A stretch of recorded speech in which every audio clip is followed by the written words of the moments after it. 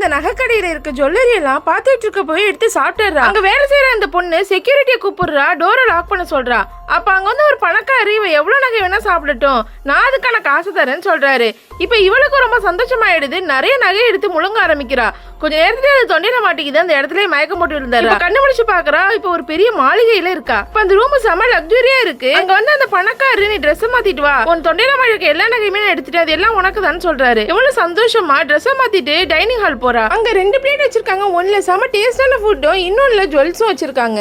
இப்ப அவரு நீ இதுல எதை வேணாலும் சூஸ் பண்ணலாம், ஆனா நீ எதை சூஸ் பண்றியோ அதான் உன் லைஃப்ல உனக்கு கிடைக்கும் இந்த வீட்டுலன்னு சொல்றாரு. கொஞ்சம் கூட யோசிக்காம அந்த சாப்பாடு வேணாம்னு சொல்லி அங்க இருக்க நகைங்க எல்லாம் சூஸ் பண்றா. இப்ப 5 நாள் ஆகுது, அவளுக்கு ரொம்ப பசிக்க ஆரம்பிக்குது. இப்ப கிச்சன்ல ஏதாவது இருக்குமான்னு செக் பண்றா, எதுவுமே இல்ல. அப்ப அந்த வீட்டுல இருக்க வேலைக்காரங்க வந்துடுறான், உனக்கு ரொம்ப பசிக்குதான்னு கேக்குறான். இவளும் எனக்கு ரொம்ப பசிக்குது ஹெல்ப் பண்ணுன்னு சொல்றா. அவனே இவளை பார்த்து இறக்கப்பட்டு ஒரு சாண்ட்விச்சை கொடுக்குறான். இப்ப அதே நேரத்துல அந்த பணக்காரர் அங்க வராரு, 2 பேருமே போய் டேபிள் கீழே ஒளிஞ்சுக்கிறாங்க. இப்ப டெய்லியுமே இந்த பணக்காரர் தூங்குனதுக்கு அப்புறம் இவன் டெய்லி இவளுக்காக ஃபுட்டு கொடுக்குறான். இப்ப ஒரு நாள் அவகிட்ட வந்து 2 ஃபிளைட் டிக்கெட் பாரிஸ்க்கு வாங்கியிருக்கேன், இந்த ஊரை விட்டு நம்ம போயிடலாம், அங்க போய் செட்டில் ஆயிடலாம், இந்த நகையெல்லாம் எடுத்துட்டு போயிடலாம்னு சொல்றாரு. இவ ஃபர்ஸ்ட் யோசிக்கிறா, அதுக்கப்புறம் சரின்னு சொல்றா. 2 பேருமே அடுத்த நாள் அவங்க பிளான் பண்ண மாதிரியே கிளம்பி போறாங்க. இப்ப அங்க அந்த பணக்காரர் வராரு. இப்ப அவகிட்ட பேக் ஃபுல்லா கூட ஜுவல்லு தான் இருக்கு, இதே எடுத்துட்டு போ, உனக்கு 2 ஆப்ஷன் தரேன், இந்த 2 ஜுவல் பேக்கையும் எடுத்துட்டு போ, இல்லைன்னா நீ என் கூட லைஃப் ஃபுல்லா இரு, உனக்காக ஒரு டாப் செஃப் கூட நான் ரெடி பண்றேன்னு சொல்றாரு. அந்த வேலைக்காரனை இவ கண்டிப்பா லவ் தான் சூஸ் பண்ணுவா, நம்ம கூட வந்துருவான்னு நம்பிட்டு இருப்பான். ஆனா அவ கொஞ்சம் கூட யோசிக்காம அந்த பணக்காரர் பக்கம் போயிடுறா.